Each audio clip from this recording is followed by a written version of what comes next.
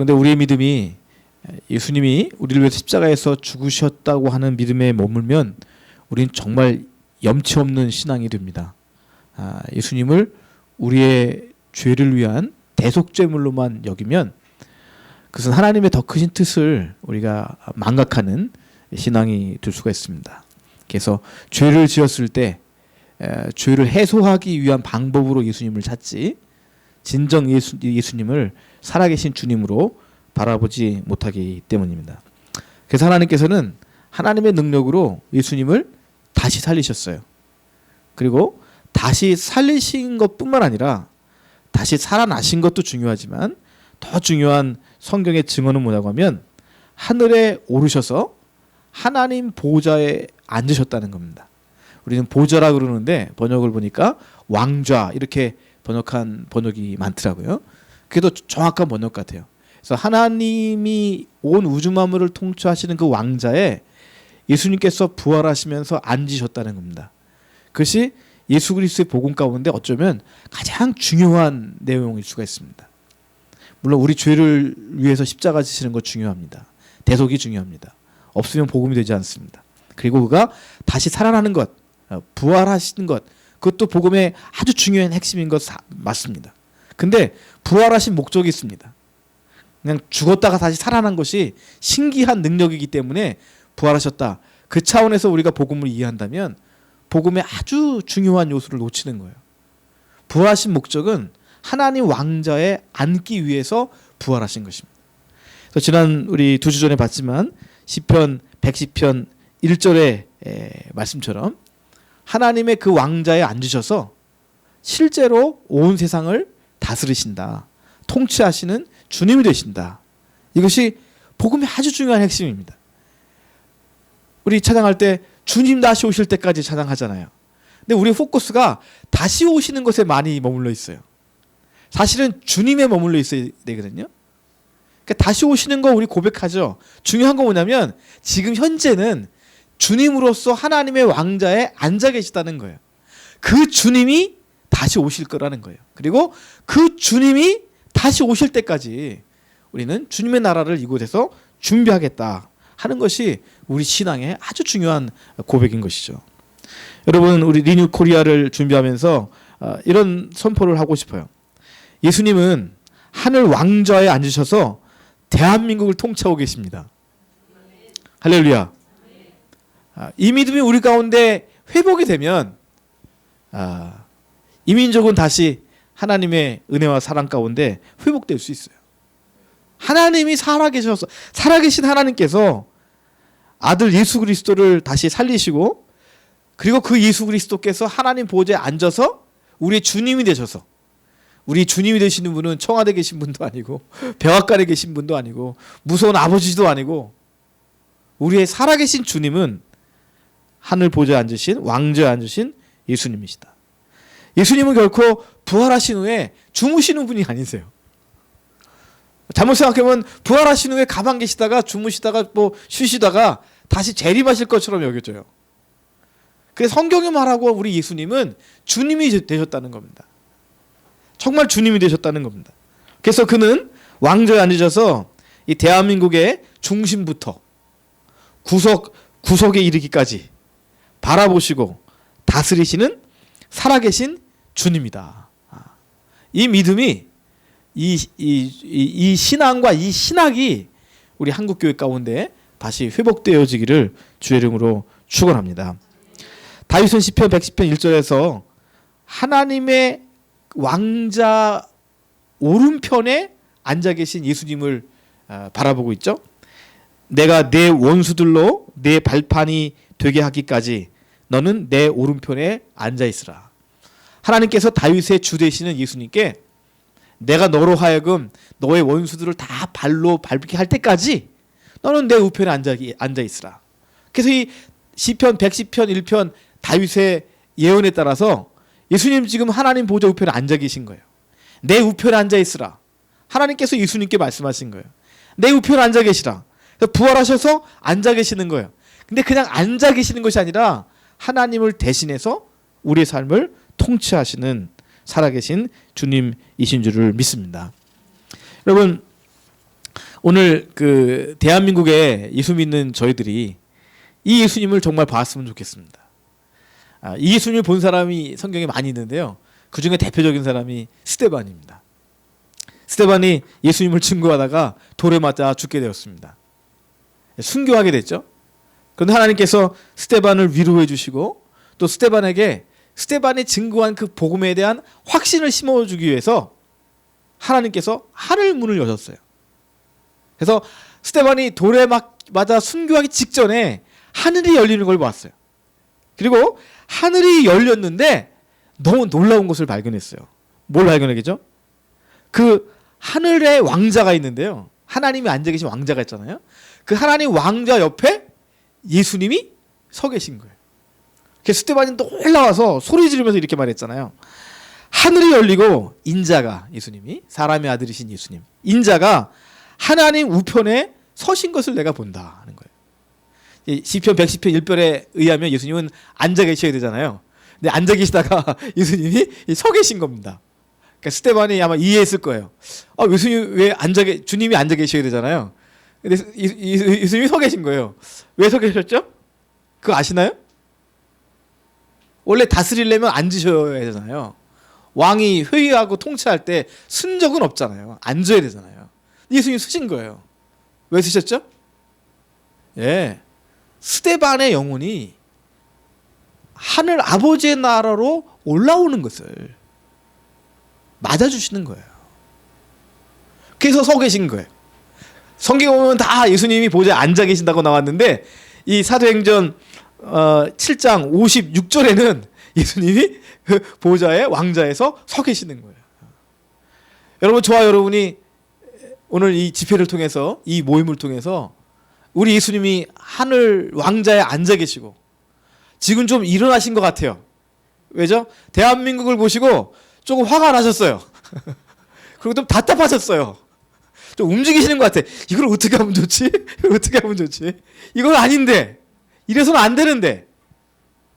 그 예수님, 하늘에서 우리를 바라보시고 우리를 도우시려고 하시고 우리에게 하나님의 공의와 정의와 하나님의 심판과 또 하나님께서 이 땅을 다시 회복하실 그 하나님의 계획과 그것을 알게 하시려고 하시는 그 예수님의 마음, 그 마음을 우리 이 집회를 통해서 저와 여러분이 듣고 깨닫고 발견하고 기도하게 되기를 주의 이름으로 부탁을 드리겠습니다.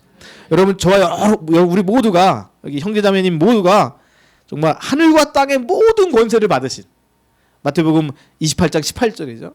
하늘과 땅의 모든 권세를 내게 주셨으니, 부활하신 후에 하늘과 땅의 모든 권세를, 하나님이 가져셨던 모든 권세를 아들 예수님에게 다 주신 거예요. 그 상징으로 하늘 보좌에 앉으신 거예요.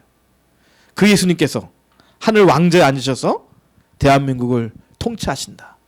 한국교회를 바라보신다. 그런 영적인 신학적인 시각이 저와 여러분에게 있게 되기를 주의 이름으로 축복합니다.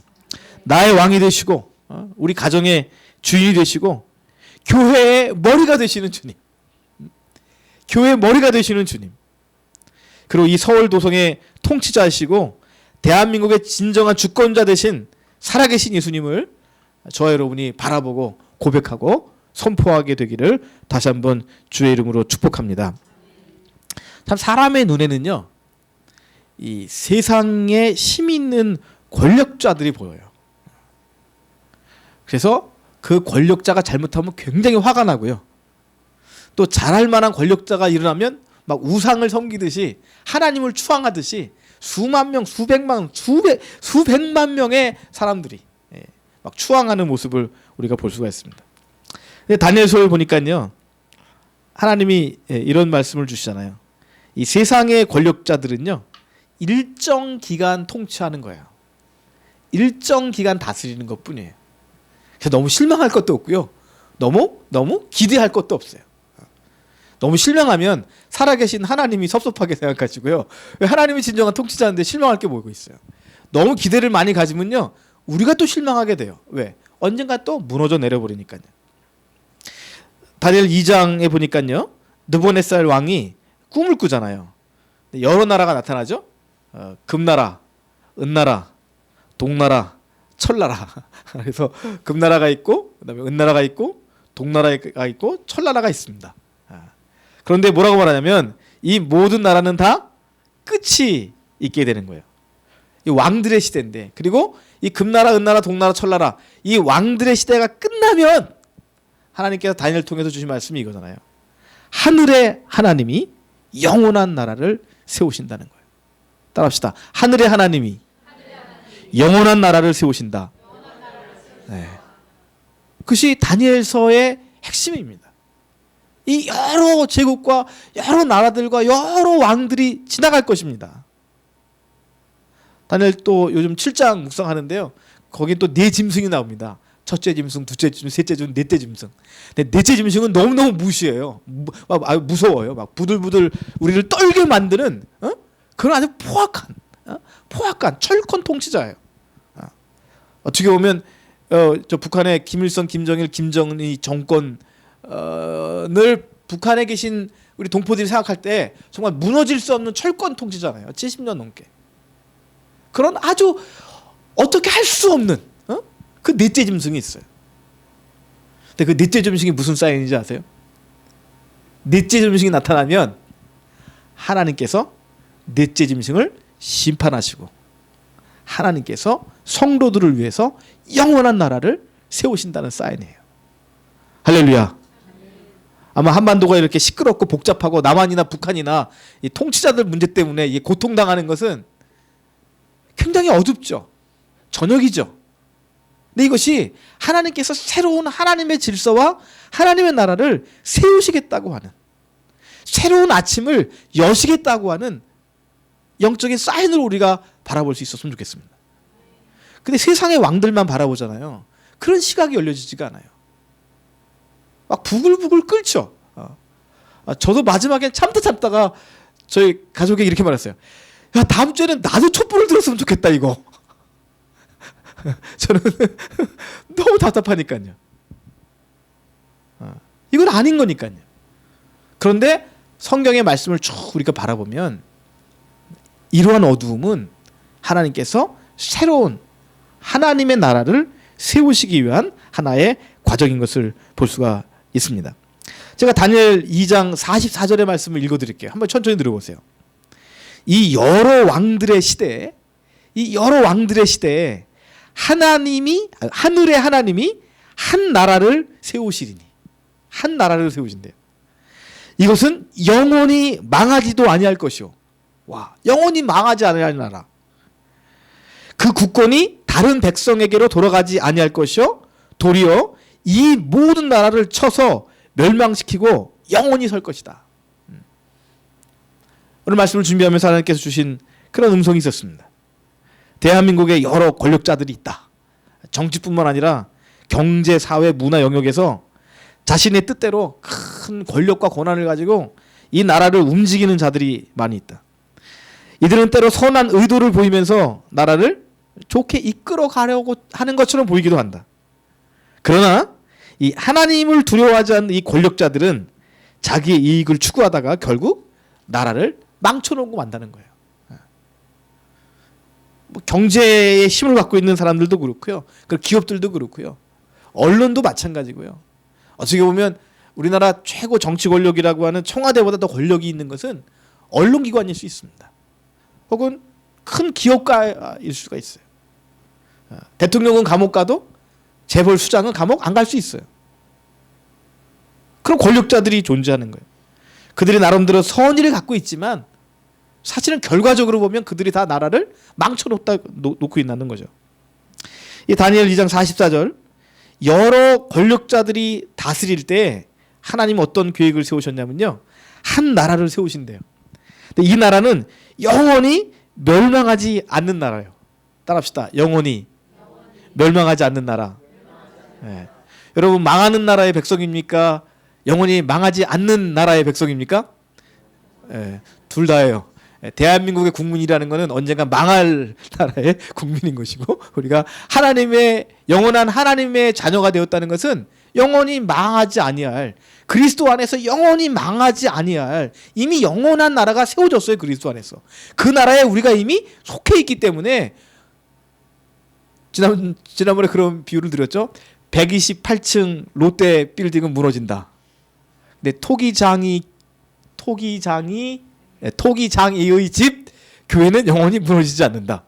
비록 8층짜리 옥탑에 있는 벤츠 간판 밑에 파묻혀 있는, 여러분 요 위에 벤츠 간판 있는 거 아세요? 큰 대형 간판. 그 밑에 지금 우리가 고슴도치처럼 이렇게 숨죽이고 있는 겁니다. 근데 이 나라는 오늘도 우리가 드리는 이 예배는 롯데월드 가서 3만 원, 5만 원 내고 2시간, 3시간 재밌게 놀 수 있죠. 그러나 우리가 여기서 1시간, 2시간 드린 이 예배는 하늘의 예배입니다. 영원한 하나님의 임재와 영원한 하나님께서 다스리시는 그 영역 가운데 우리가 포함되어 있기 때문에, 그 하나님을 찬양하기 때문에 우리가 드리는 이 예배는 영원한 하나님이 받으시는 그 하나님 나라의 예배가 되는 줄을 믿습니다. 여러분 다니엘 7장 13절 보니까요, 이 나라를 다스릴 분이 있어요. 이 하나님이 금나라, 은나라, 동나라, 철나라가 다 흘러가고 영원히 멸망하지 아니할 한 나라, 영원한 나라를 세우시잖아요.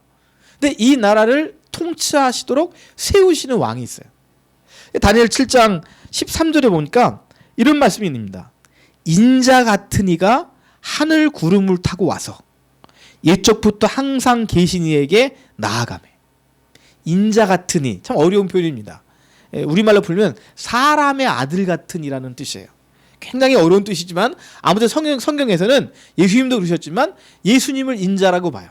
예수님이 하나님의 아들이시지만 특별한 칭호입니다. 특별한, 하나님이 특별하게 세우신, 온 우주 만물을 통치하시도록, 우주 만물을 통치하도록 세우신 이가 있는데, 그를 좀 어려운 말을 이야기하면 좀 어려운 용어를 쓰는데요. 그것이 인자예요.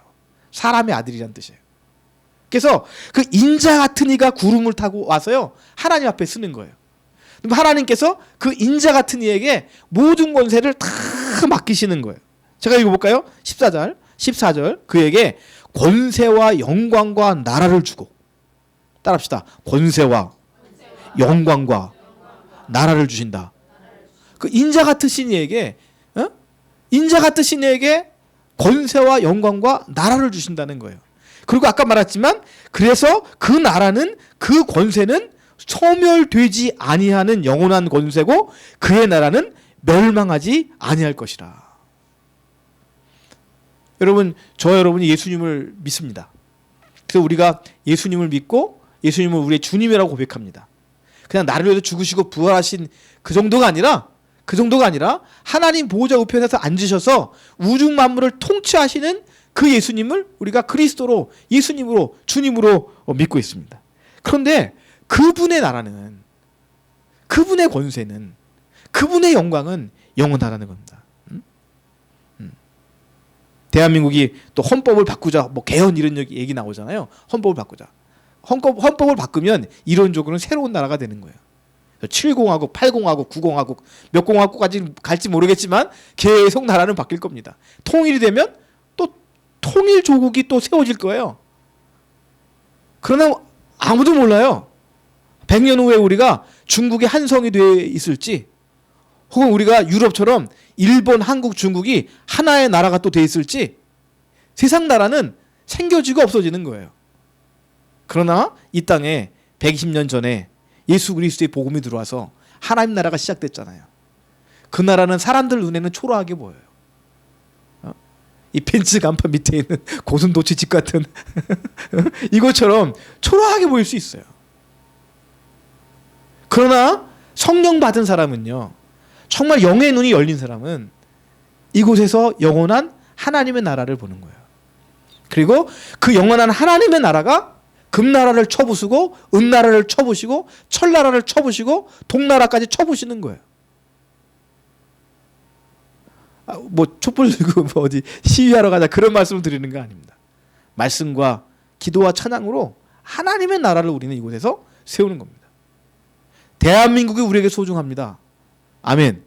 우리 조국이기 때문에 그래요. 우리 조국을 주셨어요. 우리 조국을 위해서 기도해야 됩니다. 통일을 위해서 기도해야 돼요. 그러나 그것을 위해서 한 번 기도한다면 이 영원한 하나님의 나라를 위해서는 9번 기도해야 돼요. 왜요? 이 나라는 없어질 나라입니다. 대한민국은. 근데 그리스도 안에서 우리에게 주신 그 나라는 영원히 멸망하지 않는 나라고요. 우리 예수님은 부활하셔서 그냥 가만히 주무시는 분이 아니라 지금 통치하시고 다스리시는 만왕의 왕이라 하시는 것이죠. 그래서 마가복음 13장 26절에 보면요, 예수님께서 친히 이런 말씀을 주셨어요. 그때 인자가 구름을 타고 큰 권능과 영광으로 오는 것을 사람들이 보리라. 다니엘 7장의 말씀을 예수님께서 다시 풀어서 설명하시는 거예요. 그때, 이건 예수님의 재림을 말하는 거죠. 그때 인자가 내가 구름을 타고 큰 권능과 영광으로 오는 것을 보게 될 것이다. 여러분, 이 리뉴 코리아에 대해서 다시 한번 정돈하기를 원해요. 이 리뉴 코리아 우리 모임이 예수 그리스도가 대한민국을 통치하심을 선포합니다. 예수님이 통치하심을 선포해요. 국회도 아닙니다. KBS나 조선일보 언론기관도 아닙니다. 삼성, 현대, 대우 같은, 뭐 대우는 요새 별 힘도 없나요? 그런 기업들도 아닙니다. 청와대도 결코 아닙니다. 대한민국은 하나님 보호자 우편에 앉아 계신 예수님이 다스리십니다. 리뉴 코리아는요, 예수 그리스도가 이 땅에, 이 한반도에 이미 영원한 나라를 세우셨음을 선포합니다. 조선시대에 세우셨어요. 시작하셨어요. 물론 태초에 하나님 계획하셨죠. 일체 35년에 그런 어둠의 시기도 있었습니다. 6.25 전쟁도 있었어요. 또 남북한이 또 갈렸습니다. 그러나 그것은 눈에 보이는 역사고 눈에 보이지 않는 하나님의 역사 가운데 이미 이곳에 하나님 나라가 시작되었고 하나님 나라가 자라고 있는 줄을 믿습니다. 그리고요, 그 나라는 소멸되지 않을 것입니다. 영원히 소멸되지 않을 것입니다. 살아계신 예수님께서 이 땅에 정치, 사회, 문화, 경제 모든 영역에 주권자이심을 선포합니다. 우리가 아멘이 잘 안 되죠? 왜냐하면 항상 예수님은 우리를 위해서 좋으신 분이잖아요. 죄를 용서해 주시고 또 병을 고쳐주시고 은혜를 주시고 또 살 길을 열어주시고 예수님은 그래서 이렇게 말씀하신 거예요. 너희는 먼저 그의 나라와 그의 의를 구하라. 그리하면 이 모든 것을 너희에게 더하시리라. 하나님의 나라를 우리가 기도해야 되는 거죠. 이 리뉴 코리아를 통해서 하나님의 거룩한 뜻이 예수 그리스도의 이름으로 이 땅에서 완전하게 성취되고 이루어지기를 주의 이름으로 축복하고 함께 기도합니다. 예, 제가 한번 이렇게 정리를 좀 해봤습니다. 도대체 리뉴 코리아에서 앞으로 어떤 비전을 갖고 우리가 기도할 것인가에 대해서 지난 2주 전의 말씀을 다시 한번 정리하는 의미로 말씀을 드렸습니다. 이제 오늘 5분밖에 남지 않았습니다. 그래서 창세기 1장의 말씀을 잠깐 보고 그다음에 아마 다음번에 이 말씀은 계속 이어가야 될 것 같습니다. 오늘 창세기 1장 1절 말씀 다시 볼까요? 태초에 하나님이 천지를 창조하셨다, 이런 말씀이 있습니다. 그 다음에 오늘 2절을 잠깐 볼 텐데요. 땅이 혼돈하고 공허하고 흑암이 깊음 위에 있다, 이런 말씀이 있습니다. 여기까지만 한번 읽어볼까요? 시작. 땅이 혼돈하고 공허하며 흑암이 깊음 위에 있다. 예, 여기까지요. 이거 많이 읽은 말씀이지만요, 이 말씀의 뜻을 정확히 이해하지 못하는 경우가 참 많이 있어요. 이게 무슨 말씀이 이런 것입니다. 쉬운 말로 풀어보면 땅에 형체가 없었대요. 영어로 하면 formless입니다. 형체가 없어요. 그러니까 아무것도 없다는 거죠. 다른 말로 하면 공허했다는 거죠. 이거 비어 있다는 겁니다. empty. 그러니까 영어로 보니까 formless and empty. 형체가 없고 비어 있었다는 거예요. 그런데 한 가지는 있어요. 형체도 없고 다 비어 있는데 뭐가 한 가지가 있냐면 흑암은 있어요. 어둠은 있어요. 어둠이 어디 위에 있냐면 깊음 위에 있어요. 좀 어려운 말이죠. 그러니까 어두움이 이 방 안에 있다. 그러면 이제 불을 다 끄면 이 방 안에 어두움이 있잖아요. 그렇듯이 어둠이 깊음 위에 있다, 이런 표현인데 여기 깊음이라는 것은 궁창을 가르쳐요. 물.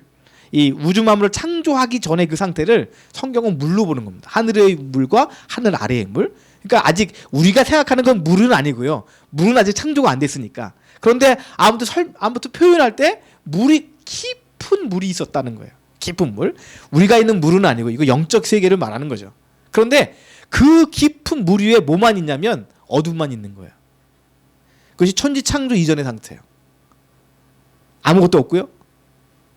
비어 있고요. 어둠만 있어요. 이것이 천지창조 이전의 상태예요. 근데 하나님께서 이 땅이 혼돈하고 공허하며 흑암이 깊은 가운데 있는데 무언가가 나타나셨습니다. 뭐가 나타나시죠? 하나님의 영이. 하나님의 영, 성령이 나타나셨어요. 그리고 아까 깊음이라고 표현하는 것이 이제 물이라 그랬잖아요. 근데 그 하나님의 영이 어디 위에서 움직이시냐면 그 물 위에서 움직이시는 거예요. 깊은 물 위에서 하나님의 영이 움직이시는 거예요. 이것이 창세기 1장 2절의 말씀입니다. 이제 아무것도 없는 상태입니다. 그런데 무엇만 있냐면 어둠만 있어요. 근데 이 어둠은요, 오늘날 세상에서 우리가 경험하는 물리적인 어둠을 말하지 않아요. 그런 어둠, 깜깜한, 불이 없어서 깜깜한 걸 말하지 않아요. 어떤 어둠을 말하냐면 이것은 하나님이 없는, 하나님의 사랑과 공의가 전혀 역사하지 않는, 하나님의 통치가, 하나님의 다스림이 전혀 없는 상태. 그래서 혼돈하고 공허하고 어둠만 있는 거예요. 그 상태. 그 상태에 하나님의 영이 나타난 거예요. 그래서 하나님의 영이 운행하셨다. 하나님의 영이 움직이기 시작하시는 거예요. 할렐루야. 오늘 여기서 굉장한 기도 제목을 발견합니다. 여러분, 태초에 이 어둠이 있었는데요. 이 어두움이 죄를 통해서 세상에 다시 들어온 거예요. 아담과 하와가 범죄함으로 이 어둠이 다시 들어온 거예요. 그래서 오늘날 태초와 상황이 다른데요. 태초에는 하나님 창조한 것이 없었는데 어둠이 있었어요. 근데 오늘날은 어떤 상황이냐면 하나님 우주 만물을 창조해 놓으셨는데 거기 어둠이 들어와서 세상을 악하게 만들어 버리는 거예요. 어둡게 만들어 버리는 거예요. 다시 좀 다르죠? 태초에는 아무것도 없었는데 어둠이 있었어요. 지금 뭐죠? 만물이 존재하는데 또 어두움이 있어요. 근데 이 어두움 가운데 창조하시면서 하나님의 사랑과 공의 질서를 세우신 것이 창세기 하나님의 천지 창조인데 지금 우리나라가 혼돈스럽잖아요. 여러분 가정 가운데 또 우리 삶의 개인 가운데 개인의 삶 가운데 우리 자녀의 삶 가운데 어두움의 시기가 있어요. 단순히 직장이 없고 몸이 아프고 그런 차원이 아니라 그것도 포함돼서 정말 사단이 역사하고 죄가 역사하는, 그래서 몸은 있지만 육체의 삶은 있지만 영의 삶을 살지 못하는, 우리가 영원한 하나님 나라에 속해 있는 자들이잖아요. 그러면 영원한 하나님 나라에 속해 있는 삶을 살아야 되잖아요. 저도 오늘 이렇게 설교하고 준비하고 하지만 그렇지 않을 수 있잖아요. 제가 전혀 하나님 나라의 성품과 하나님의 나라의 능력을 갖고 있지 않으면서 이 자리에 형식적으로 서 있을 수 있잖아요. 그러면 그것은 저는 어둠이에요. 저는 어둠 가운데 있는 거예요. 오늘 우리나라가, 대한민국이, 한반도가, 또 한국교회가 그런 어두운 가운데 있는지 모르겠어요. 그래서 활기를 잃어버리는 거예요. 기쁨을 잃어버리는 거예요. 분열이 점점 나타나는 거예요. 점점 늙어가는 거예요. 생명력을 잃어가는 거예요. 어둠이 역사하니까요. 흑암이 역사하는 거니까요. 그럴 때 하나님의 영이 그 어둠 위, 수면 위를 운행하셨다. 오늘 우리가 함께 기도할 때 태초에 하나님께서 성령으로 그 어둠 가운데 역사하셨는데 저와 여러분의 삶 가운데 다시 그 성령께서 운행하시기를 함께 기도해야 될 줄을 믿습니다. 그래서 성령님이 운행하시는, 다시 성령님이 운행하시는 그런 교회가 되길 위해서 오늘 기도해야 될 것 같고요. 그 성령님이 운행하시는 나라, 정말 그렇습니다. 여러분 귀신이 하나 나갔는데 나갔다가 어떡하죠? 7마리를 데리고 다시 들어오죠. 지금 대한민국 국민들이, 대한민국 백성들이 그 어둠의 악한 세력을 지금 물리치자고 해요. 근데 이것이 사람의 생각과 사람의 혈기와 사람의 분노만 가지고 내줬잖아요. 그 권력은 내쫓김을 당하지만 우리 믿는 사람들이 기도하지 않고, 그래서 성령께서 이 나라 이 민족의 어둠 가운데 역사하지 않으면 하나가 나갔는데 다른 7이 들어올 수 있어요. 그러니까 우리가 기도해야 되는 거예요. 정말 성령님이 운행하시도록 기도해야 되는 거예요. 지금 20대 30대 청년들이 정말 새로운 리더십을 기대하고 있어요. 청년들이 정말 생기 있게 활기 있게 살아갈 수 있는 그런 지도자가, 그런 정치와 경제가 세워지기를 간구하고 있어요. 그 열망으로 가득 차고 있어요. 그런데 그것이 사람의 생각과 사람의 열망이라면요, 앞으로 세우는 리더십을 통해서 월스 더 악한 현실이 나타날 수도 있는 거예요. 리뉴 코리아는 예수 그리스도의 다스림을 선포합니다. 대한민국 모든 사람들이 예수님을 주님으로 섬길 필요는 없습니다. 그러나 오늘 저와 여러분이 작은 모임이지만 정말 살아계신 예수님을 바라봅니다. 스데반이 하늘이 열리고 부활하신 주님께서 하늘 보좌 위에서 우주 만물을 통치하신 것을 보았던 것처럼 주님, 우리가 당신을 바라봅니다. 부활하신 그리스도를 바라봅니다. 주님, 이 나라를 다스려 주옵소서. 주님, 우리 교회를 다스려 주옵소서. 주님, 우리 청년들을 다스려 주옵소서. 우리 어린이들을 다스려 주옵소서. 이 땅의 정치를 다스려 주시고, 경제를 다스려 주시고, 언론을 다스려 주시고, 살아계신 예수님 다스려 주옵소서. 저 북한 땅도 주님 다스려 주옵소서. 김일성, 김정일, 김정은 저 삼부자에게 맡기지 마시고, 저들의 손에 핵무기가 들어가지 말게 하시고, 하나님, 이 한반도를 살아계신 주님께서 다스려 주옵소서. 하나님은요, 예수 그리스도에게 모든 통치권을 주셨어요.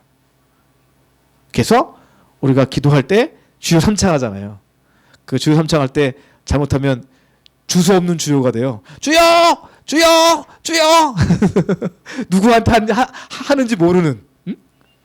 근데 어떤 분은 그러더라고요. 주여 삼창하는 성부, 성자, 성령께 하기 때문에 주여 삼창하는 거라고. 근데 그러기보다는 우리가 주님이면 예수님이거든요. 그 예수님을 간절히 소망하는 마음으로 하늘 보좌 앉으신 그 예수님을 향해서 당신이 통치자이십니다. 당신이 주권자이십니다. 당신이 다스리시는 분이십니다. 라고 우리가 선언하고 선포하고 부르짖고 찾기 위해서 주여, 주여, 주여 한다는 거예요. 그래서 주소 없이 주여하지 마시고 정말 스데반이 보았던 하나님 보좌의 왕자에 계신 그 예수님을 향해서 함께 기도하는 저와 여러분 될 수 있기를 주님의 이름으로 부탁을 드리겠습니다. 우리 찬양이죠? 끝에서 두 번째 찬양이었는데요. 주 안에 지으신 모든 세계 3절부터 찬양하겠습니다. 3절부터